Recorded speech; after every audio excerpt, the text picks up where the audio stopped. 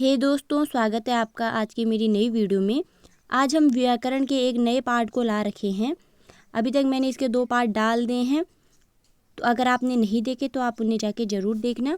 तो आज इसका नया पार्ट है जिसमें हम देखने वाले हैं शब्द रचना व इसके भेद। तो चलो स्टार्ट करते हैं हम आज की वीडियो को इसी के साथ। क्योंकि हम शब्द वेद के बारे में देख रहे हैं तो सबसे पहले हमें पता होना चाहिए शब्द क्या है। तो शब्द जो है वो वर्णों का सार्थक मेल है, यानी कि वर्णों से मिलके शब्द बनता है।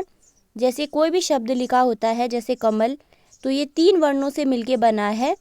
तो इसी प्रकार हम कह सकते हैं शब्द जो है वर्णों का सार्थक मेल है। अब हम देखते हैं इसमें कि शब्दों को मुख्यतः कितने भागों में बांटा गया है। तो अर्थ के आधार पर अगर हम बात करें तो शब्दों को 2 भागों में बांटा गया है, जिसमें कि पहला है सार्थक शब्द और दूसरा है निरर्थक शब्द। तो पहले हम इन्हें देखते हैं कि सार्थक शब्द किसे कहते हैं। तो सबसे पहले हम देखते हैं सार्थक शब्द। जो सार्थक शब्द होते हैं इनका कोई ना कोई अर्थ होता है, यानी जिन शब्दों का कुछ निश्चित अर्थ होता है वो सार्थक शब्द कहलाते हैं। जैसे कि रोटी, राम, घर।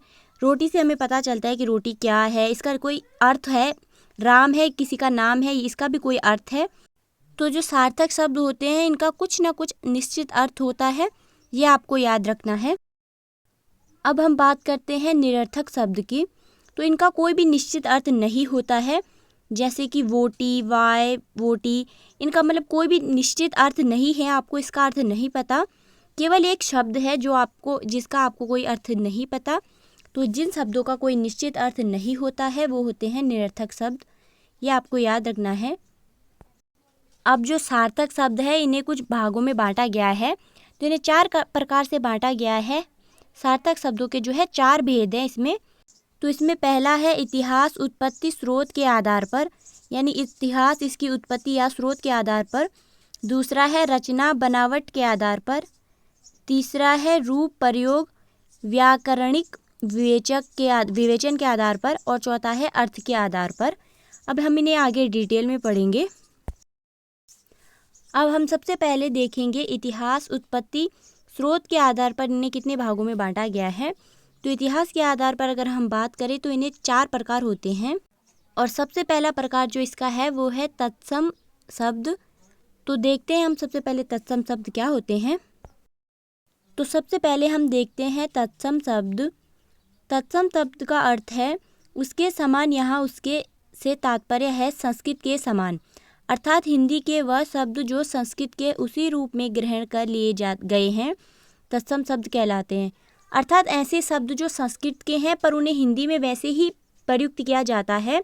अर्थात जो संस्कृत के शब्द हैं पर उन्हें वैसे ही हिंदी में प्रयुक्त किया गया है। जैसे कि इसके कुछ एग्जाम्पल है, जैसे सूर्य, भूमि, पुष्प, अग्नि, प्रकाश। ये शब्द जो है वो संस्कृत के शब्द है और इन्हें ऐसे ही हिंदी में प्रयुक्त किया जाता है। इस प्रकार के शब्दों को जो है तत्सम शब्द कहा जाता है, जो कि संस्कृत के हैं और उन्हें उसी प्रकार से हिंदी में प्रयुक्त किया जाता है। तत्सम अर्थात संस्कृत के समान शब्द। तो इसमें आपको कोई डाउट नहीं होना चाहिए। अब दूसरा है हमारा तद्भव शब्द। तद्भव का अर्थ है उससे होना, अर्थात संस्कृत के वे शब्द जो पाली, प्राकृतिक, अपभ्रंश व पुरानी हिंदी के विकसित हुए हैं, वह हिंदी में अपने परिवर्तित रूप में प्रचलित हैं, उन्हें तद्भव कहा जाता है। तद्भव शब्द वो हैं जो कि संस्कृत के शब्द तो थे लेकिन ये हिंदी में आते आते अपना रूप बदल देते हैं।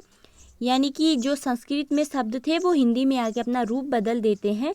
इसके कुछ एग्जाम्पल देख के हम यहाँ पे बताते हैं। जैसे यहाँ पे है कर्पूर। तो कर्पूर जो है संस्कृत का एक शब्द है और ये हिंदी में आके अपना रूप बदल के कपूर बन गया है। जैसे कर्म है। कर्म जो है वो संस्कृत का शब्द है, जब ये हिंदी में आया तो इसने अपना रूप बदल दिया और इसे काम से जो है यूज़ किया गया है। अगला है मातृ। मातृ का अर्थ होता है माता। तो संस्कृत में माता को जो है मातृ कहा गया है, लेकिन हिंदी में इसने अपना रूप बदल दिया है और इसे माता कहा जाता है। और चौथा है दुग्ध। दुग्ध जो है वो संस्कृत का शब्द है जो दूध के लिए कहा जाता है और ये हिंदी में दूध के रूप में अपना रूप बदल गया है।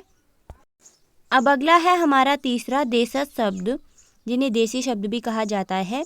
देश में जन्मा अर्थात ऐसे शब्द जो क्षेत्रीय प्रभाव से प्रचलित हो गए हैं तो इन्हें देशज शब्द कहा जाता है।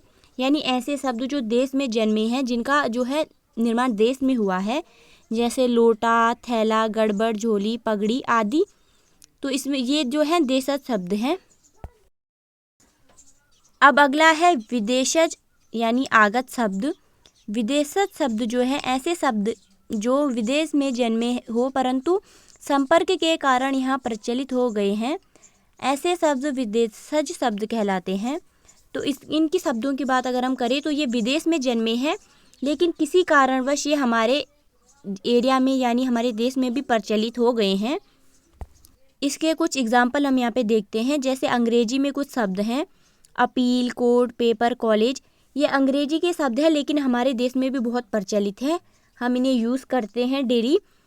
अगला है जैसे अरबी भाषा के जो शब्द हैं, जैसे कि तकदीर, मौलवी, मुसाफिर, मुकदमा, अल्लाह, असर आदि। जैसे यहाँ पे फ़ारसी भाषा के कुछ शब्द हैं, खुराक, खामोश, दंगल, चादर, पर्दा, शादी आदि। तो ये जो है हमारे देश के शब्द नहीं हैं, लेकिन हमारे देश में ये यूज़ होते हैं, इसलिए इन्हें विदेशज शब्द या आगत शब्द कहा जाता है। अब पांचवा है हमारा संकर शब्द।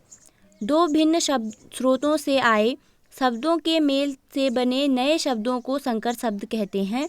यानी संकर शब्द जो है दो शब्दों के मेल से बना है, जैसे अंग्रेजी हिंदी भाषा के शब्दों के मेल से, अंग्रेजी फारसी के मेल से, अंग्रेजी किसी और भाषा शब्द के मेल से। यानी ये दो अलग अलग भाषाओं से बने शब्दों के मेल से हैं। यहाँ पे हम इन्हें कुछ एग्जाम्पल से समझने की कोशिश करते हैं। जैसे यहाँ पे लिखा है रेलगाड़ी। इसमें जो है रेल जो है अंग्रेजी का शब्द है और गाड़ी जो है हिंदी के शब्द है। तो इन दो शब्दों के मेल से जो है रेलगाड़ी बना है। जैसे सीलबंद, सील अंग्रेजी का शब्द है और बंद फारसी भाषा का शब्द है। जैसे पानदान, पान हिंदी का शब्द है और दान फारसी का शब्द है। तो ऐसे शब्दों को जो है संकर कहा जाता है।